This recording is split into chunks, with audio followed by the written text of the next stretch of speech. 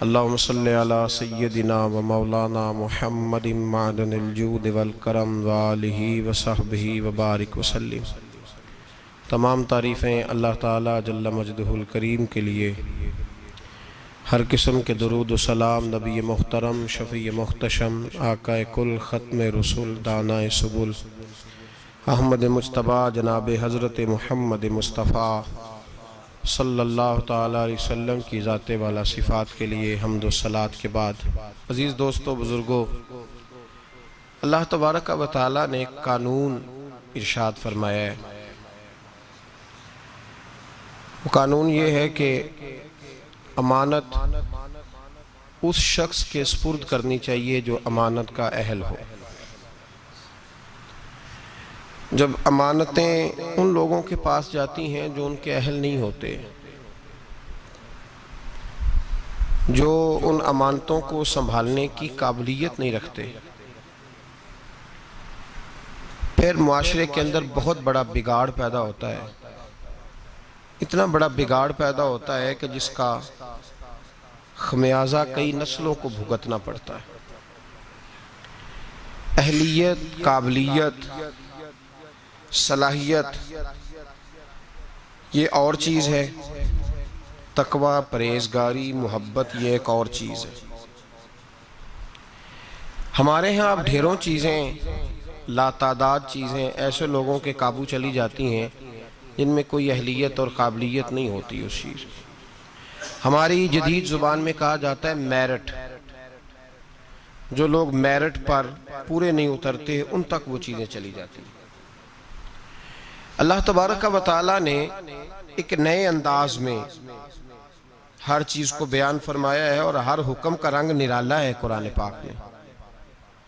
تو یہاں بھی اللہ تعالیٰ نے فرمایا ان اللہ یأمرکم ان تؤدوا الامانات الی اہلہا، فرمایا بے شک اللہ تمہیں حکم دیتا ہے کہ امانتیں ان لوگوں کے سپرد کر دو جو ان کے اہل ہیں، جو ان کے اہل ہیں، قابلیت رکھتے ہیں، صلاحیت رکھتے ہیں۔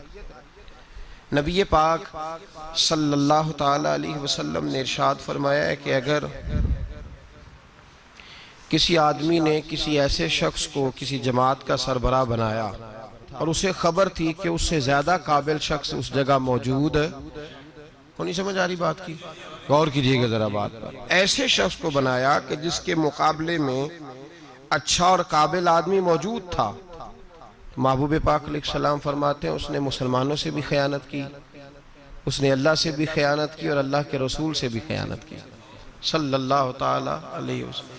ایسے شخص کو بنا دیا کہ جس سے زیادہ اچھا آدمی وہاں موجود تھا۔ جب نااہل آدمی کے پاس کوئی چیز چلی جاتی ہے جو اس کا اہل نہیں ہوتا، جو میرٹ نہیں ہوتا، ہم بغیر میرٹ کے بہت سارے کام کرتے ہیں۔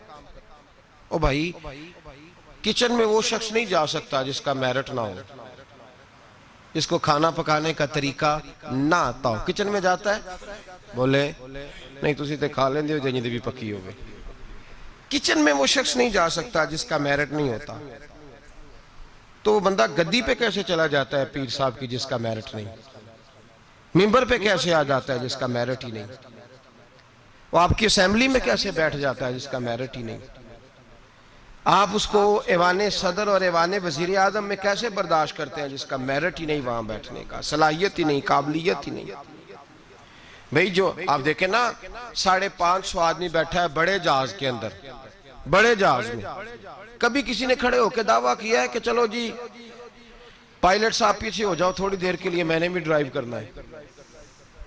550 آدمی بیٹھے ہیں اور ضروری تو نہیں کہ سارے انگوٹھا چھاپ ہی ہوں، اس میں لیکچرار ہیں، عالم ہیں، فاضل ہیں، صوفی ہیں، انجینئر ہیں، ہر شعبے سے تعلق رکھنے والا آدمی ہے، لیکن کسی نے کبھی دعویٰ کیا اٹھ کے؟ جی بولے تو اگر کر دے تو اول تو کیا نہیں، اور اگر کر دے تو میرا خیال ہے پائلٹ کہے گا دروازہ کھول کے چلو میں بھی تھک گیا ہوں 5 منٹ تجھے دیتا ہوں، دے گا وہ؟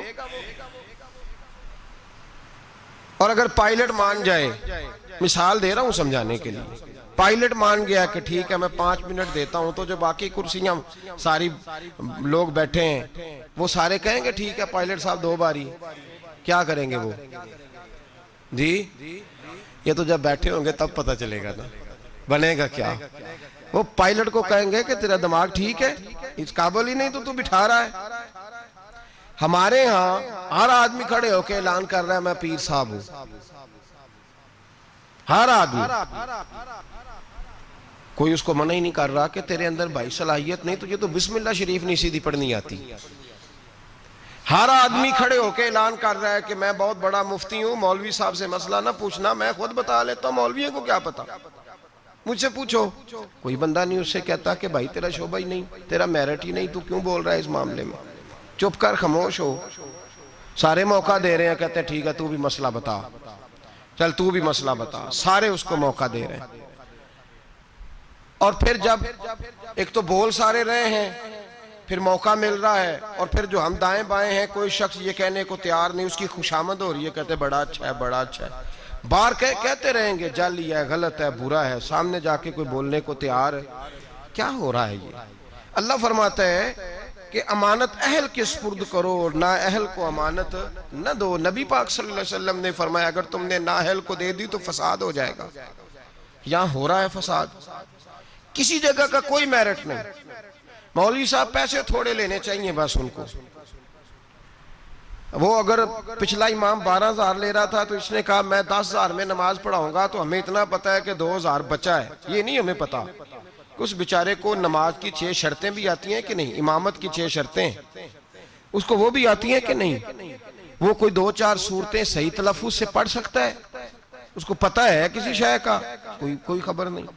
مولوی صاحب جمعے کا 1 گھنٹہ کسی نہ کسی طریقے بول کے وقت گزار لیں گے, اتنا تو سب کو پتا ہے, لیکن وہ کیا بولیں گے, قرآن کی روشنی میں بولیں گے, حدیث کی روشنی میں بولیں گے, نبی پاک صلی اللہ تعالی علیہ وسلم کے ارشادات کی روشنی میں قوم سے بات کریں گے یا نہیں کریں گے, اس کا کسی شخص کو پتا. پیر صاحب تویز دے رہے ہیں, پھونک مار رہے ہیں, کبھی کھول کے دیکھو تو صحیح اس نے تویز میں لکھا کیا ہے, اس نے کیا لکھا ہے, وہ کیا کر رہا ہے, اس کا کوئی قوم بالکل نکل ہی گئی ہے اس کام سے. اس کا نقصان یہ ہوا ہے کہ ہر شعبے میں غلط آدمی, اللہ معاف کرے, ہر شعبے میں ایسے لوگ فٹ ہو گئے جو بالکل انفٹ تھے, بالکل کوئی دور دور تک ان کا تعلق نہیں تھا, اور ہم نے اپنے ساتھ بڑے لوگ فٹ کیے ہوئے ہیں جو انفٹ ہیں. دوست کس کو رکھنا چاہیے, خوشامدی کو, تو ہم نے کون سے رکھے ہوئے ہیں جی,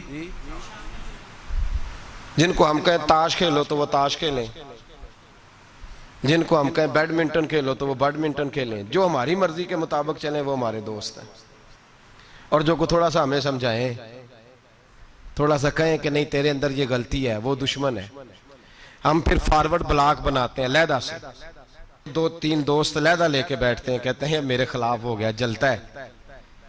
ہمیشہ سمجھدار آدمی دوست مشیر ہوتا ہے, دوست کے اندر صلاحیت ہوتی ہے, دوست جو ہوتا ہے وہ آپ کو لے کے چلتا ہے. میرے نبی پاک صلی اللہ علیہ وسلم نے فرمایا المرء علی دین خلیلہ ہی, انسان اپنے دوست کے مذہب پر ہوتا ہے, وہ اپنے دوست کے, جو اس کے دوست کا مذہب ہوگا وہ اسی کا مذہب ہو جائے گا. اتنا بڑا درجہ دیا, ہم نے کبھی سوچا ہی نہیں. جو آیا جس نے کہا چودھری صاحب, سیٹھ صاحب, علامہ صاحب, بلے بلے کیا بات ہے, ابے کے خلاف ہم بات کرنے لگے تو وہ اس میں شامل ہو گیا, اماں کے خلاف بولنے لگے تو وہ اس میں شامل ہو گیا. ہم نے یہ کبھی سوچا ہی نہیں کہ یہ تو ہمارا نقصان کر رہا ہے, یہ تو ہمیں بڑی دور لے کے جا رہا ہے, اس کا تو میرٹ ہی نہیں تھا میرا دوست بننے کا. انتخاب کر کے, سوچ سمجھ کے.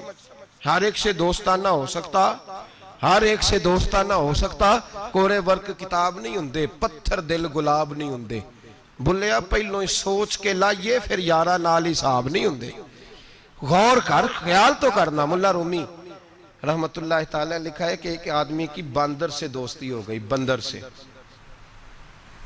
سے دوستی ہو گئی. خود آدمی تھا, دوستی کس سے لگا لی, بندر سے. جی بندر سے دوستی لگا لی. ہوا یہ کہ اس کی تفصیل بیان کی. حضرت رومی علیہ رحمہ فرماتے ہیں کہ بندر کو سانپ کاٹنے لگا تو اس نے اس کو بچایا تھا سانپ سے, تو بندر اس کا فرما بردار ہو گیا. یہ بندر کو کہتا درخت پہ چڑھ جا تو چڑھ جاتا, بیٹھ جا تو بیٹھ جاتا, اٹھ جا تو اٹھ جاتا. یہ لوگوں کے سامنے ڈنگے مارتا کہ دیکھو بندر بھی میرا فرما بردار ہے, کیونکہ فرما برداری سے غرض ہے میرٹ سے غرض نہیں، صلاحیت سے غرض وہ اس قابل بھی ہے میری دوستی کے کہ نہیں، اس سے کوئی غرض نہیں۔ مولا رومی کہتے ہیں کہ اس شخص کو سارے لوگوں نے سمجھایا کہ یہ تیری دوستی کے قابل نہیں، یہ جانور ہے، بندر کو چاہیے کسی بندر سے دوستی کرے، تو انسان ہے، کسی انسان سے یارانہ لگا، یہ تو بیچارہ اس قابل ہی نہیں کہ تیری دوستی کے معیار پہ پورا اتر سکے۔ اس نے کہا تم جلتے ہو، میری اصل میں بات مانتا ہے، تمہاری مانتا نہیں نا، تو تم جلتے ہو۔ میں نے دیکھا ہے بڑا بھائی چھوٹے کو منع کر رہا ہے، چھوٹا کہہ رہا ہے تمہیں کیا پتا، اماں ابا منع کر رہے ہو، کہتے ہیں نہیں آپ کو کیا خبر۔ مولا رومی رحمت اللہ تعالی علیہ فرماتے ہیں کہ وہ سو رہا تھا تو بندر اس کے منہ سے مکھیاں اڑا رہا تھا درخت کے نیچے، پاس کلاڑی رکھی ہوئی تھی، دو ایک مکھیاں ایسی تھی جو بڑا تنگ کر رہی تھی، اڑتی نہیں تھی، پہلے تو اڑاتا رہا، پھر جوش جذبات میں کلاڑی اٹھائی اور دے ماری سر پہ۔ جب سر پہ کلاڑی ماری کس لیے؟ مکھی مارنے کے لیے، تو وہ دو حصوں میں تقسیم ہو گیا، قتل ہوا، شور ہوا کہ بندر نے مار دیا، بندر نے مار دیا، بندر نے مار دیا۔ تو ایک درویش گزر رہے تھے، وہ کہنے لگے اسے بندر نے نہیں مارا، اسے اس کی سوچ نے مار ڈالا ہے، اسے اس چیز نے مار ڈالا ہے کہ یہ سمجھا ہی نہیں کہ یہ میرے قابل نہیں۔ لوگ بندروں سے دوستی کر لیتے ہیں لیکن یہ نہیں سمجھتے کہ یہ لے ڈوبیں گے، یہ تباہ کر دیں گے، یہ وہاں تک لے جائیں گے جہاں سے واپسی کا رستہ ہی نہیں۔ اس لیے کہ بیوقوف دوست پیار بھی کرے نا تو اسے پیار کرنے کا طریقہ بھی، بولیے پیار کا طریقہ بھی، پیار بھی اچھے طریقے سے، محبت بھی اچھے اسلوب میں کرے گا تو کر سکے۔ ہم غلط لوگوں کو اپنا مشیر بناتے ہیں، میرٹ ہی نہیں ہمارا، ہم صرف یہ دیکھتے ہیں، بلکہ بندہ تگڑا ہونا چاہیے، کسی بڑے M N A M P A کے پاس اس کا اٹھنا بیٹھنا ہونا چاہیے، تگڑا ہونا چاہیے، وہ ہمارا دوست ہے، چاہے اس آدمی کو تھوڑا سا بھی سلیقہ نہ آتا ہو بولنے کا۔ ہمارے ہاں رشتوں کا معیار کیا ہے؟ یہ میرے بھائی کی بیٹی ہے، بھائی کی بیٹی ہونا اور بات ہے، اور بیٹے کے قابل ہونا اور بات ہے۔ یہ میرے بھائی کا بیٹا ہے تو میں اب میرے بھائی میرے گھر آ گیا، بھائی بھائی کی محبت اپنی جگہ اور بچے کا بچی کے قابل ہونا یہ ایک علیحدہ معاملہ ہے۔ میں گیا تھا جی، بچی بڑی پیاری، بڑی خوبصورت، بڑی اچھی، بڑی مجھے وہ جو ہے نا وہ اچھی لگی، تعلیم یافتہ۔ ایک جملے میں ساری بات کہہ دوں گا، اگر آپ کی سمجھ میں آ گئی تب بھی ٹھیک ہے، نہ آئی تو تب بھی ٹھیک ہے، اور ایک جملے میں ساری بات کہہ دوں گا، بدصورت آدمی سے گزارا ہو جاتا ہے، بد اخلاق سے نہیں ہوتا۔ بس ایک جملے میں، وضاحت نہیں کروں گا، بدصورت سے گزارا ہو جاتا ہے، بد اخلاق سے یاد رکھ لیں۔ اب جو چیزیں ہم معاشرے میں ڈھونڈنے نکلے ان کا رنگ اور ہے، اور جن چیزوں کی ہمیں ضرورت ہے وہ چیزیں اور ہیں۔ ہم ضرورت کی چیز نہیں لا رہے، جو چیز تھوڑی دیر کے لیے آنکھوں کو بھائی تو ہم نے ساری زندگی کے لیے اس کو اپنی زندگی میں دخیل کر لیا۔ میرے رسول پاک صلی اللہ تعالی علیہ وسلم نے فرمایا، لوگ مال دیکھ کے شادی کرتے ہیں، حسن دیکھ کے شادی کرتے ہیں، قبیلہ دیکھ کے شادی کرتے ہیں، میرے غلاموں تم سیرت، کردار، اخلاق اور دین دیکھ کے شادی کرنا۔ تم دیکھنا کہ اس کے اندر دیکھے نا، ایک خاتون ساری زندگی خاوند کی خدمت میں گزار دیتی ہے، صبح و شام اس کا خیال رکھتی ہے، بظاہر رنگ روپ اتنا پیارا نہیں لیکن اس کا خاوند جتنا اس سے راضی رہتا ہے، اس کا گھر جتنا ٹھنڈا رہتا ہے، اس کا ماحول جتنا اچھا رہتا ہے، اس لیے کہ میرٹ بڑا اچھا ہے۔ ہم لوگ جس چیز کو میرٹ بناتے ہیں وہ اصل میں میرٹ ہے ہی نہیں۔ یہی حال بچوں کے حوالے سے ہمارا ہے۔ بچی کا جب رشتہ دیکھنے جاتے ہیں تو سب سے پہلا سوال ہم کیا کرتے ہیں بچے کے بارے میں؟ جی ایک کردہ کی ہے جی، تو کردہ کی تو کی مراد ہوں کہندے تاج کھیڑ دا چونک چ بہ کے کی کردا ہے؟ کیا کرتا ہے؟ یہ لوٹ مار کرتا ہے، پیسے کماتا ہے، کتنے بے شمار کمائی ہے اس کی۔ بھئی بتاؤ تو صحیح، کرتا کیا سے مراد صرف پیسے کمانا ہی ہے یار؟ یہ تو لوگ چوری کر کے بھی کما لیتے ہیں، پیسے کمانا تو اتنا بڑا مسئلہ ہی نہیں رہا۔ جتنا بڑا دھوکے باز ہو اتنا بڑا مالدار ہوتا ہے اس زمانے میں۔ کرتا کیا ہے؟ پہلا سوال، اس کا ترجمہ کیا ہے ہماری زبان میں کہ پیسے کتنے کماتا ہے؟ بڑی اچھی سیلری ہے جی بچے کی، بچے کا اخلاق بھی پوچھو، اخلاق بھی پوچھو۔ ایک خاتون میرے پاس آئی تعویذ لینے،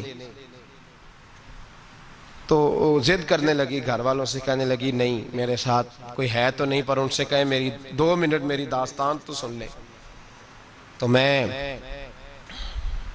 نے کہا بہن بتاؤ بات کیا ہے، اتنی رونے دھونے کی کیا بات ہے؟ اس نے کہا کہ مال دیکھ کے شادی کر دی میرے ابے نے، مال بڑا ہے، پر میں ایک دن بھی اپنے خاوند سے عزت نہیں کرا سکی، اس لیے کہ وہ شراب کے نشے میں دھوت گھر آتا ہے، ایک دن بھی۔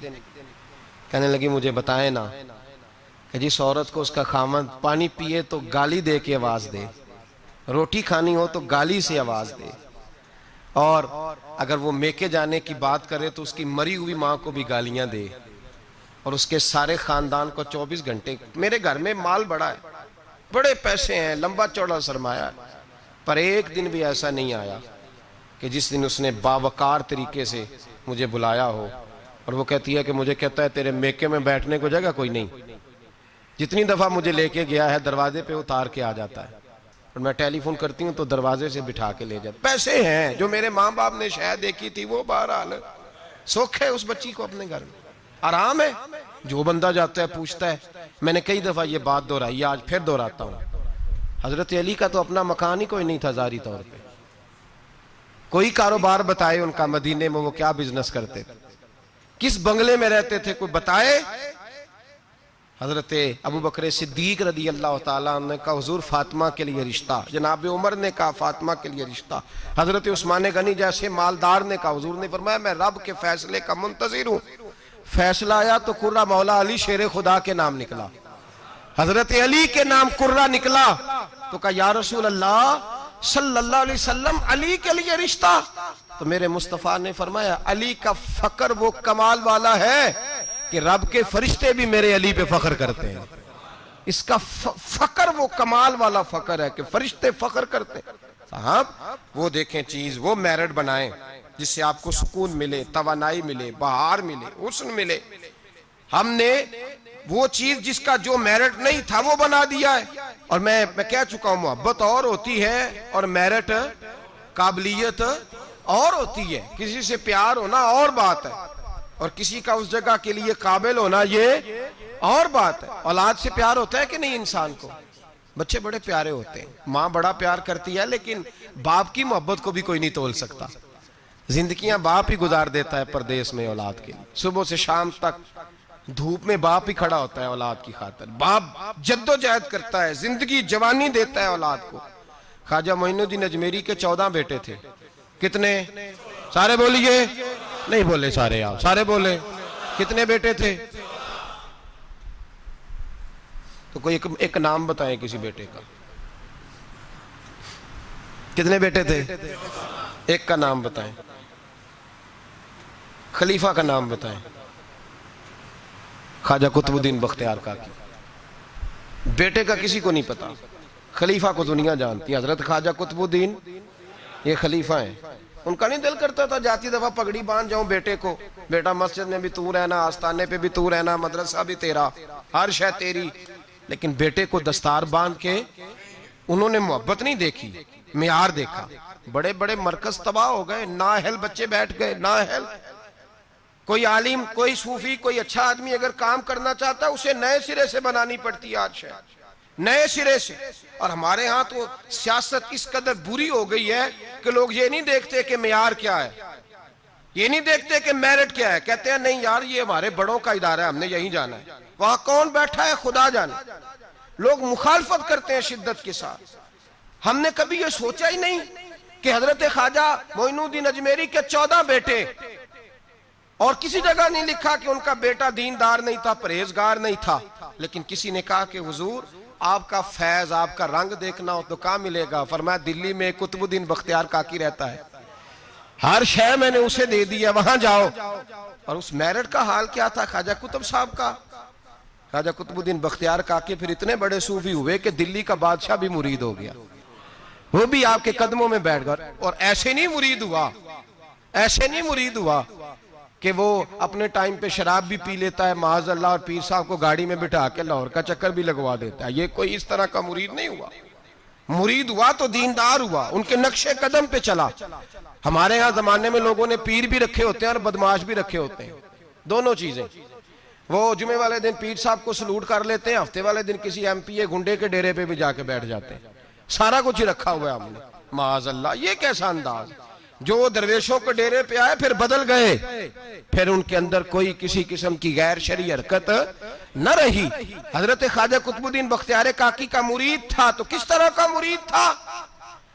خواجہ قطب صاحب نے انتقال کے وقت وصیت فرمائی تھی، فرمایا میرا جنازہ وہ پڑھائے کہ جس نے جب توبہ کی تو پھر دوبارہ اس کی نظر سوائے اپنی بیوی کے کسی اور بیوی پہ بری نظر گئی ہی نہیں، نظر بھی نہیں گئی، باقی چیزیں تو دور رہی۔ اور دوسری، جب سے توبہ کی پھر اس کے حلق سے دوبارہ حرام کا لقمہ نہ اترا ہو۔ اور پھر تیسری بات، جب سے توبہ کی فرض نمازیں تو اپنی جگہ رہیں، اس نے کبھی تہجد بھی نہ چھوڑی ہو، وہ میرا جنازہ پڑھائے۔ جب خواجہ صاحب یہ اعلان کر رہے تھے نا تو آپ کا ایک مرید تھا، اس کے پاس ایک دنیا دار بیٹھا تھا، کہنے لگا بابے نے بڑا ہی اعلان کر دیا ہے، میرٹ کو بڑا ہی رکھ دیا ہے۔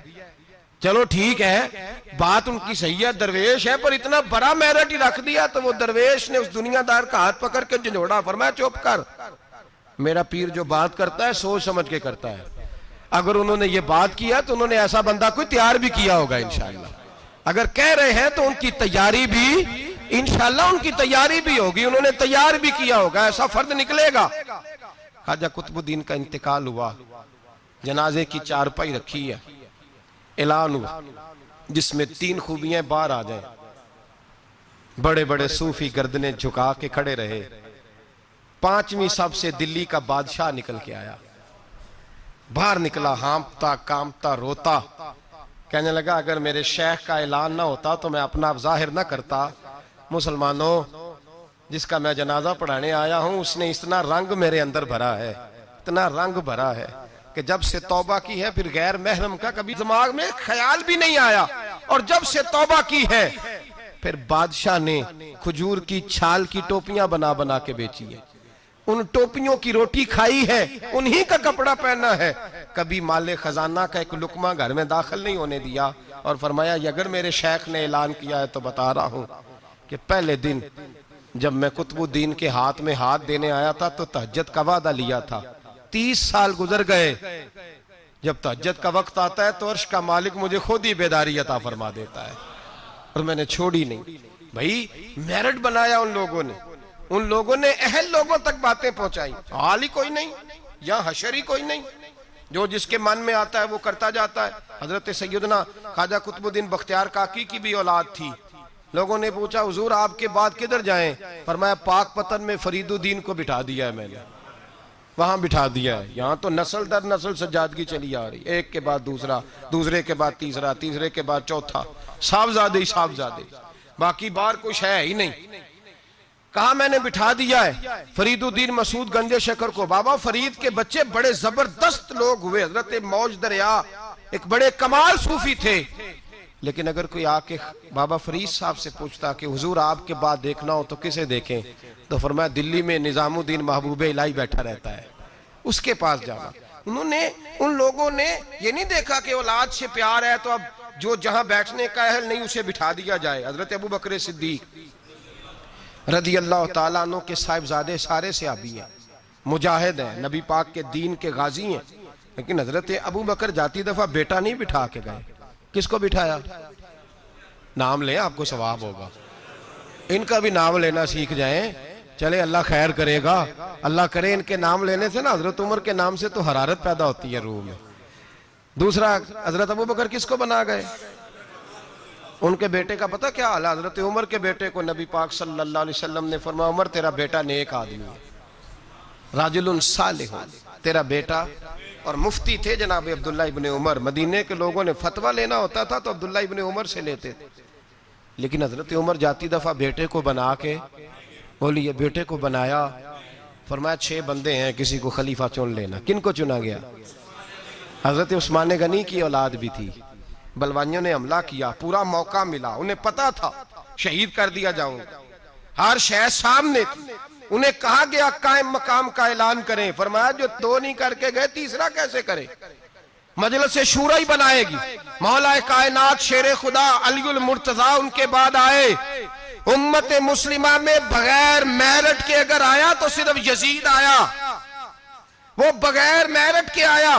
حضرت سیدنا امیر معاویہ رضی اللہ تعالیٰ عنہ کی نشست پر، اس منبر پر جس منبر پر حضرت جناب ابو بکر صدیق، فاروق اعظم، مولا علی، عثمان غنی بیٹھا کرتے تھے، اس منبر پر جب ایسا شخص بٹھایا گیا جو اہل نہیں تھا، جس کا میرٹ نہیں تھا، جس کا بنتا نہیں تھا آنا، جو اس امانت کا اہل نہیں تھا، جب امت کے اندر انتشار آیا اور وہ شخص بیٹھا جو اہل نہیں تھا، تو پھر نقصان یہ ہوا کہ امام حسین جیسے لوگوں کی گردنیں کاٹ کے نیزے پہ لٹکا دی گئی.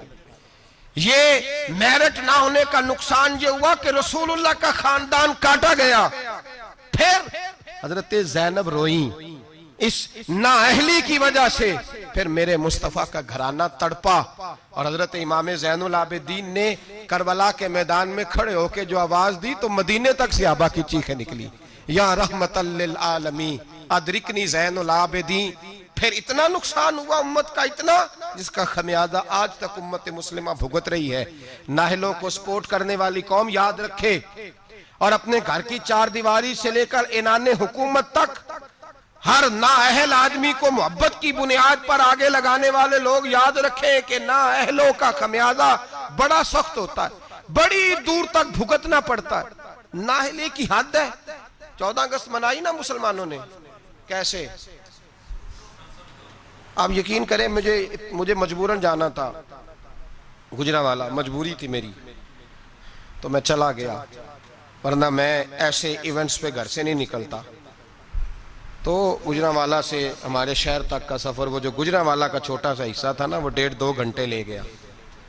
یہ قوم ہے، یہ ٹریننگ ہے. اس کی وجہ پتہ کیا ہے؟ جن نااہلوں کو آپ نے سربراہ بنایا ہوا ہے نا، ان کی ٹریننگ ہی ناچ گانا ہے، ان کی ٹریننگ ہی ہمارے لیے سڑکوں پہ رہنا ہے، شور شرابہ ہے، ریلیاں ہیں. یوں وہ کام قوم کر رہی ہے. ابھی تھوڑے 2 مہینے پہلے ترکی کے صدر نے یوم تشکر منایا ہے، پڑھا آپ نے اخباروں میں؟ طیب اردگان جس سال فوج نے بغاوت کر دی تو قوم کو کچھ دیا تھا نا، فوجی آ گئے. حالانکہ ٹینکوں کے سامنے کھڑا ہونا کوئی آسان بات ہے، لیکن درجنوں لوگ گھروں سے نکل کے آئے اور ٹینکوں کے آگے لیٹ کے جانے دی. کہا ہمارا حکمران بڑا اچھا ہے، ہم جانے نہیں دیں گے.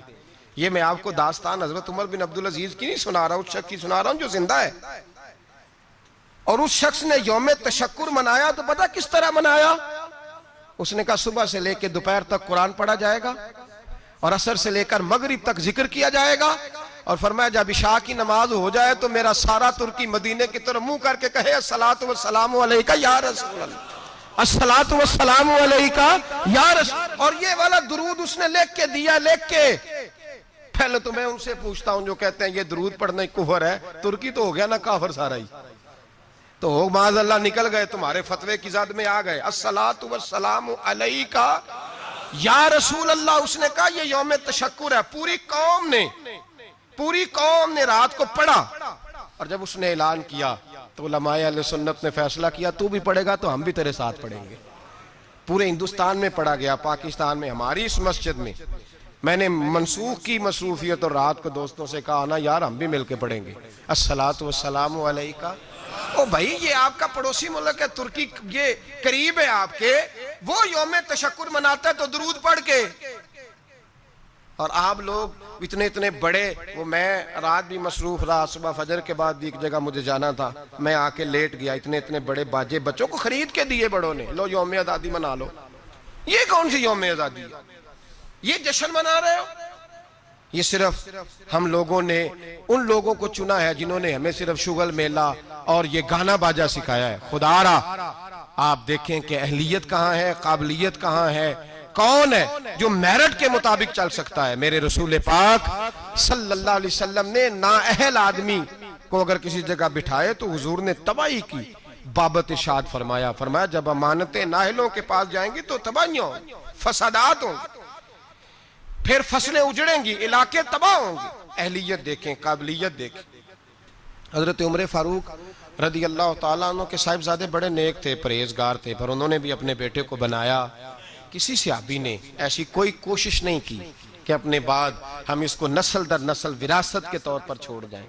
محبت اپنی جگہ لیکن قابلیت اپنی جگہ. ملا جیون رحمت اللہ علیہ پیر تھے اورنگزیب عالمگیر کے، بادشاہ کے. تو اورنگزیب کے گھر میں نا ایک بوڑھی اماں رہتی تھی. اورنگزیب بڑا پیار کرتے تھے بوڑھی اماں سے. اس کو ہر کام میں اس سے مشورہ ہوتا تو وہ بوڑھی ہر کام میں محبت کی وجہ سے، وہ معاذ اللہ غلط نہیں تھی لیکن محبت کی وجہ سے اس کو پوچھا جاتا. ملا جیون رحمت اللہ علیہ اورنگزیب سے ایک دن کہنے لگے کہ باقی ساری باتیں تو ٹھیک ہیں لیکن اس خاتون کو ہر شے کا نہیں پتا، تو جو اس کے شعبہ جات ہے اس میں تو مشورہ کیا کرو، تو جو اس کا شعبہ نہیں نا اس میں اس سے مشورہ نہ کیا کرو.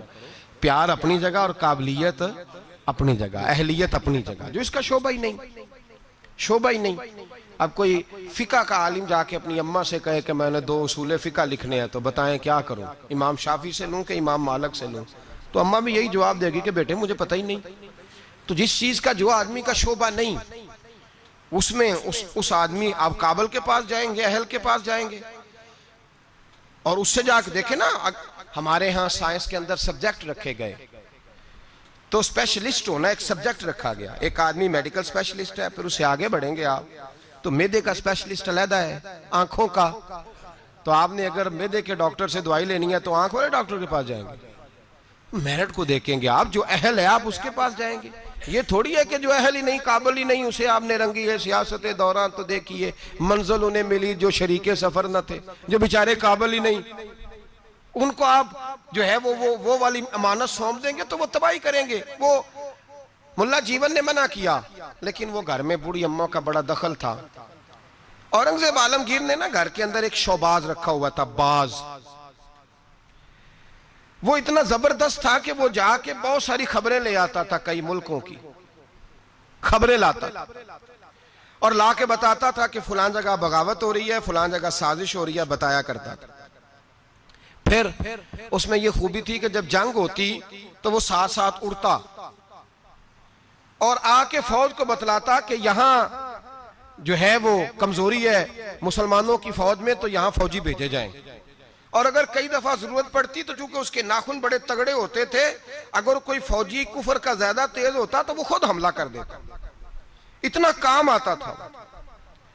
بوڑھی اماں چونکہ پیار بڑا کرتی تھی، محبت میں ایک دن اس کو دیکھا باز کو کہ بادشاہ کا باز ہے تو کہنے لگی ادھر آنا میرے پاس. اب اس کا دخل تھا ہر کام میں تو اس نے محبت کی. کہنے لگی دیکھ تیرے پر کتنے بڑے ہو گئے، کسی نے کبھی سوچا ہی نہیں. اس نے کینچی پکڑی اور اس کے پڑ کاٹ ڈالے. پھر اس نے کہا تیرے ناخن دیکھ کتنے بڑے ہیں، کسی نے کبھی سوچا ہی نہیں. اس نے محبت میں اس کے ناخن بھی کاٹ دیے. تھوڑے ہی دنوں کے بعد خبر آئی کہ فلان جگہ ہندو مرہٹوں نے سازش شروع کی ہے تو بادشاہ نے کہا بلاؤ اس کو جائے.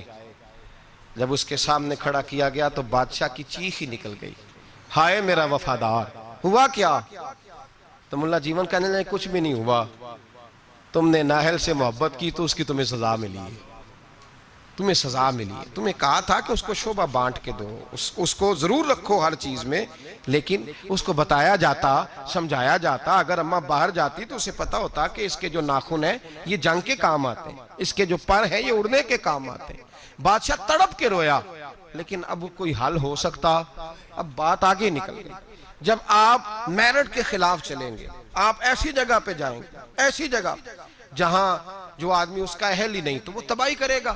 جہاں چڑیاں بیٹھنی چاہیے، اقبال نے کہا کہ زاغوں کے تصرف میں عقابوں کے نشیمن، آئی ہے وراثت میں پیر کی گدی ان کو، زاغوں کے تصرف میں عقابوں کے نشیمن. اقبال کہنے لگا کہ اپنے پیر صاحب کی گدی پہ یہ بیٹھ گیا ہے، پر مصیبت یہ ہے کہ جہاں کبوتر بیٹھنا چاہیے تھا وہاں باز بیٹھ گیا ہے، جہاں بلبل بولنی چاہیے تھی وہاں شیر کو بٹھا دیا ہے. تو وہ کاٹے گا، وہ تباہی کرے گا، وہ تو اپنی درندگی کا مظاہرہ کرے گا. تو یاد رکھیں نااہل آدمی جہاں بھی آئے گا، جس جگہ بھی آئے گا، وہ مجبور ہوگا اپنی بری عادت سے، وہ باز نہیں آ سکے. اس کے اندر وہ تقوی، پرہیزگاری، وہ خصوصیت، وہ صلاحیت جب موجود ہی نہیں تو وہ کیا کرے گا؟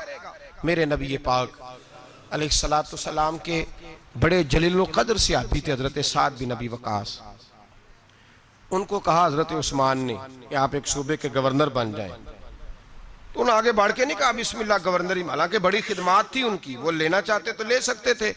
حضرت سعد بن ابی وقاص فرمانے لگے میں تلوار کا آدمی ہوں، میدان کا آدمی ہوں، میں گورنر ہی نہیں چلا سکتا، میں اس کا اہل نہیں۔ آپ اس طرح کریں، اس کو بنائیں جو سیاست کے امور، لوگوں کی دیکھ بھال، جو چیزیں جو ہیں وہ کر سکتا ہے اس کے سپرد کرے، میں اس کا اہل، میں فوجی ہوں۔ فوجیوں کا کام حکومتیں کرنا نہیں ہوتا، فوجیوں کا کام حفاظتیں کرنا ہوتا ہے۔ حکومتیں کرنا فوجیوں کا کام، تسی بولو تو انہوں کچھ نہیں ہونے لگا، ویڈیو میری بھی بن دیجئے، میری بھی بن دیجئے۔ فوجی کا کام حکومت کرنا، میں ذمہ داری سے بات کر رہا ہوں، آئین پاکستان میں نے منگا کے رکھا ہوا ہے، میرے پاس ہے سارا پڑا ہوا۔ فوجی کا کام حکومت کرنا ہے ہی نہیں، اس کا کام کیا ہے؟ حفاظت کرنا۔ جو اس کی ڈیوٹی ہے وہ کرے گا، جو اس کی ڈیوٹی نہیں وہ کرنے کی اسے اجازت۔ نقصان ہی تب ہوتا ہے جب وہ آدمی آ کے بیٹھ جاتا ہے جسے پتہ ہی نہیں یہ کام کیسے کرنا ہے، جو اس کا شعبہ ہی نہیں، معیار ہی نہیں، تو پھر تباہی ہوتی ہے۔ حضرت سعد بن ابی وقاص فرمانے لگے میں فوجی ہوں، مجھے تو آپ میدان کی۔ حضرت خالد بن ولید بہت بڑے فوجی تھے نا، جرنیل تھے، تلوار ہے اللہ تعالیٰ کی، لیکن کسی صوبے کے کبھی گورنر نہیں بنے، اس لیے کہ جو ان کا شعبہ نہیں تھا وہاں انہیں لگایا۔ حضرت سلمان فارسی رضی اللہ تعالیٰ عنہ سرداروں کے بیٹے، گھر کے اندر ساری چیزیں دیکھیں، بڑا کچھ غور کیا، ہر چیز کو سمجھتے تھے، جناب عمر نے انہیں گورنر بنایا۔ حضرت ابو ہریرہ میں بڑی زبردست صلاحیت تھی، حافظہ بڑا مضبوط تھا، محنت کے بڑے قائل تھے، اپنے اندر جد و جہد رکھتے تھے، شوق تھا، ان کو گورنر بنایا گیا۔ جو آدمی جس چیز کا اہل تھا، اور ایک تاریخ کا ایسا حوالہ دوں گا شاید اس موضوع پر یہ آخری بات ہو، حضرت سیدنا ابو ذر غفاری رضی اللہ تعالی، جاگ کے سنیے، جاگ کے، اور اس پہلو پہ غور کیجئے گا ذرا۔ حضرت سیدنا ابو ذر غفاری، حضور نے فرمایا یہ میری امت کا زاہد ہے، یہ زاہد آدمی، اس کا دنیا داری سے کوئی تعلق نہیں، یہ چھوڑ بیٹھا ہے۔ حضرت ابو ذر غفاری آئے اور حضور کے سامنے کھڑے ہوئے اور بہت سارے صوبوں کی حالت زار بیان کرنے لگے۔ یا رسول اللہ صلی اللہ علیہ وسلم، اس صوبے کی بھی بڑی خستہ حالت ہے، اس صوبے کی بھی، اس صوبے کی حالت زار بیان کر کے کہنے لگے حضور مجھے گورنر بنائیں، میں حالات صحیح کر دوں گا۔ حضور نے فرمایا ابو ذر تو نیک آدمی ہے، تیرے اندر بڑی خوبی ہے، پر گورنری بہت بڑی امانت ہے اور تو کمزور ہے، تو گورنری کی اہلیت نہیں رکھتا، تو گورنری کی قابلیت نہیں رکھتا، وہ تیرے والا شعبہ نہیں۔ اور یہاں حضرت ابو ذر غفاری نے ضد نہیں کی، کہنے لگے خدایا تیرا شکر ہے، تو نے ہمیں ایسا محبوب عطا فرمایا ہے صلی اللہ تعالی علیہ۔ فرمایا یہ خوبی تیرے اندر، تو گورنری نہیں کر سکتا، یہ تیرے والا کام نہیں۔ تو بھائی یاد رکھیں، امانت جب نااہل کے پاس جائے گی، جب اس آدمی کے پاس جائے گی جو اس کا اہل ہی نہیں۔ ہمارے اسکولوں میں ڈھیروں ٹیچر ایسے بھرتی ہیں جن کو پڑھانا نہیں آتا، ڈھیروں ٹیچر ہیں۔ اب اتنی امانت ہم کہاں سے لے کے آئیں کہ وہ خود ریزائن کر دیں کہ میں پڑھانے کے قابل نہیں، میرا شعبہ نہیں۔ درجنوں لوگ ہیں، ڈگری اور ہوتی ہے، علم اور ہوتا ہے، ایم اے پاس ہونا اور بات ہے، پڑھانے کی قابلیت ہونا اور بات۔ اب لوگ قابل نہیں لیکن لگے ہوئے ہیں، اہلیت نہیں لیکن لگے ہوئے ہیں، شوق ہی نہیں، جذبہ ہی نہیں، کام کر ہی نہیں سکتے لیکن اس کام پہ لوگ لگے ہوئے ہیں۔ یہی حال باقی سارے محکموں کا بھی ہے۔ ہمارے ملک کے اندر صوبہ پنجاب کا ایک ایسا وزیر تعلیم بھی رہا ہے جو دستخط کرنے نہیں جانتا تھا۔ کس شعبے کا وزیر تھا وہ؟ بولیے۔ اسی لیے تعلیم کا بڑا اچھا حال ہے، وہ اپنے دستخط کرنے انگوٹھا لگایا کرتا تھا۔ اور وزارت کون سی تھی؟ بولیے۔ تو اس کا مطلب ہے اس نے تعلیم بڑی عام کر دی ہوگی، بڑی عام اس نے کر دی ہوگی، اس کو پتہ ہی نہیں، بیچارے کو پتہ ہی نہیں۔ ہمارے ہاں کیا ہوتا ہے، جس آدمی کو جو عہدہ ملتا ہے وہ بھانجے، بھتیجے، خالہ کے بیٹے، ماموں کے بیٹے وہ لے آتا ہے سارے، اب وہ وہاں ایڈجسٹ کرتا ہے، سیٹ کرتا ہے جگہ جگہ۔ اپنے شعبے کو دیکھیں، اگر آپ کے اندر کسی شعبے کی صلاحیت نہیں تو آپ اس کو چھوڑ دیں، علیحدہ ہو جائیں، قابلیت نہیں تو علیحدہ ہو جائیں۔ اور آپ کے ذمہ اگر لگے کسی آدمی کو کسی جگہ تعین کرنا تو پھر بھی آپ اس آدمی کو تعین کریں جو بڑا بہترین ہو۔ حضرت ابو بکر صدیق رضی اللہ تعالیٰ عنہ وصال ہو رہا ہے، شدید بیمار ہے، بڑے شدید، اور اتنی سخت حالت ہے کہ مدینے میں نئے سرے سے لوگ کہتے ہیں اندھیرا چھایا، نئے سرے سے۔ ایک وہ رات تھی جب حضور نے وصال کیا، اور ایک آج رات ہے جب ابو بکر کے وصال کا وقت ہے۔ حضرت ابو بکر صدیق کے پاس درجنوں لوگ گئے، آپ کے بعد کیا ہوگا؟ جناب صدیق اکبر نے فرمایا عمر کو بلاؤ، عمر کو۔ حضرت فاروق اعظم تشریف لائے تو جناب ابو بکر صدیق نے صحابہ کے مجمع پہ نظر ڈالی اور ایک تاریخی جملہ کہا، تاریخی جملہ. فرمانے لگے میں دنیا سے جا رہا ہوں، یہ وہ وقت ہے جب بہت بڑا جھوٹا بھی سچ بولنے لگتا ہے. وہ سامنے مجھے قبر نظر آ رہی ہے، بہت بڑا جھوٹا بھی سچ بولتا ہے اس موقع پر. فرمایا میری تم سے گزارش ہے کہ میرے بعد عمر فاروق کو اپنا امیر بنا لینا. حضرت عمر دوڑ کے آئے، کہنے لگے حضور میں ڈنڈے کی زبان بولنے والا شخص ہوں، مزاج میں سختی ہے، کس طرح کام چلے گا؟ آپ نے فرمایا عمر تجھے تیری ماں روئے، میں نے تجھے ساری زندگی دیکھا ہے، اس امت کو تیری ضرورت ہے. حضرت عمر فاروق کو پابند کیا تو ایک صحابی پھر بولے، کہنے لگے ابو بکر اللہ کے پاس جا رہے ہو، کیا جواب دو گے؟ حضرت ابو بکر صدیق فرمانے لگے رب کریم نے اگر مجھ سے پوچھا نا میرے بعد میرے محبوب کی امت کا کیا کر کے آیا ہے تو میں عرض کروں گا اے اللہ جو تیرے بندوں میں سب سے اچھا تھا اسے مسلمانوں کا نگران بنا کے آیا، یہ سب سے بہترین تھا. بیٹے موجود ہیں، بھتیجے موجود ہیں، مسلمان ہیں، صحابی ہیں، نمازی ہیں. فرمایا جو سب سے اچھا ہے تقوی کے لحاظ سے، پرہیزگاری کے لحاظ سے میرٹ بنائیں، کبھی زیادتی نہ کریں، کبھی زیادتی نہ کریں، کبھی ظلم نہ کریں. ایک بات سنانے لگا ہوں آپ کو، بڑی اہم بات. حضرت امام محمد بن حسن شیبانی رحمت اللہ علیہ بیٹے کا رشتہ لے کے گئے اور ایسے گھر میں رشتہ طے ہونے لگا جس گھر کی بہت بڑی بات تھی، بہت بڑی بات مکمل ہو گئی بات چیت. یہاں تو ہمارا حال یہ ہے کہ لوگ ڈی سی کالونی میں کرائے کا مکان خریدتے ہیں رشتہ کرنے کے لیے، ادھار 3-4 گاڑیاں پکڑ کے کھڑی کرتے ہیں. میرے پاس طلاق کے کیس آتے ہیں تو پھر مجھے سننے کا موقع ملتا ہے یہ باتیں. کرائے کا مکان لیا، 3-4 گاڑیاں، 2-4 گن مین، اتنی دیر جتنی دیر بچی کا رشتہ. جب شادی ہو گئی تو پھر گاؤں چلے گئے، گاڑیاں واپس ہو گئی. اب جو رشتہ گاڑی کی بنیاد پہ ہوا تھا وہ کتنی دیر قائم رہ سکتا ہے؟ ختم ہو گیا. جتنی دیر گاڑی تھی قائم تھا، جتنی دیر مکان تھا قائم تھا، وہ ختم ہو گیا. رشتے جو ہوتے ہیں وہ اعتبار پہ قائم ہوتے ہیں. تو امام محمد بن حسن بیٹے کا رشتہ کرنا چاہتے تھے تو ایک گھر کے اندر رشتہ کیا بچے کا. بڑے نیک لوگ تھے، پرہیزگار تھے، رشتہ طے ہو گیا. ایک شام امام محمد بن حسن شیبانی ان کے گھر گئے تو فرمانے لگے تمہاری بیٹی کو کتنے رشتے ملتے تھے؟ انہوں نے کہا حضرت سارا بغداد جتنے معززین نیک لوگ تھے سب رشتہ دیتے تھے، لیکن جب آپ کے گھر کا پتہ چلا تو آپ کی بزرگی، آپ کی محبت، آپ کا پیار، آپ کا وقار، دبدبا، ہم نے سوچا کہ اگر امام صاحب کے گھر میں بیٹی چلی جائے تو کیا بات ہے. آپ فرمانے لگے تم اپنی بیٹی کی شادی کہیں اور کر لو. کہ حضور کیوں؟ فرمانے لگے تم نے مجھے دیکھ کے رشتہ دیا ہے، بیٹا دیکھ کے نہیں دیا. تو میں تو بوڑھا آدمی ہوں، کسی وقت بھی دنیا سے چلا جاؤں گا، اس نے تو بچی نے تو وہاں وقت گزارنا ہے. کہ حضور ہمیں قبول ہے. فرمایا نہیں، میرے بیٹے میں خامی ہے، تم اس کا رشتہ کہیں اور کر لو. کا وجہ؟ فرمایا تم کر لو، تمہیں کہا نا. کہ حضرت بتائیے تو صحیح. فرمایا میرے بیٹے میں خامی یہ ہے اسے نیند بڑی آتی ہے تو عشاء سے پہلے سو جاتا ہے، وہ نماز نہیں پڑھتا، سو جاتا ہے، 4 پڑھتا ہے، عشاء رہ جاتی ہے. تو کہا حضور کوئی بات نہیں، پھر بھی ہم تیار ہیں. تو امام محمد بن حسن کہنے لگے پھر میرا تمہیں مشورہ ہے کہ جو آدمی عشاء کی نماز نہ پڑھے اس سے بیٹی نہیں بیانی چاہیے.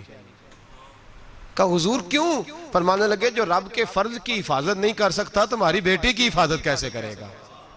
اللہ کے فرض کی حفاظت نہیں کر سکتا، وہ نماز نہیں پڑھتا سو جاتا ہے تو بیٹی کو تکلیف ہوگی تو کیسے محافظ بنے گا؟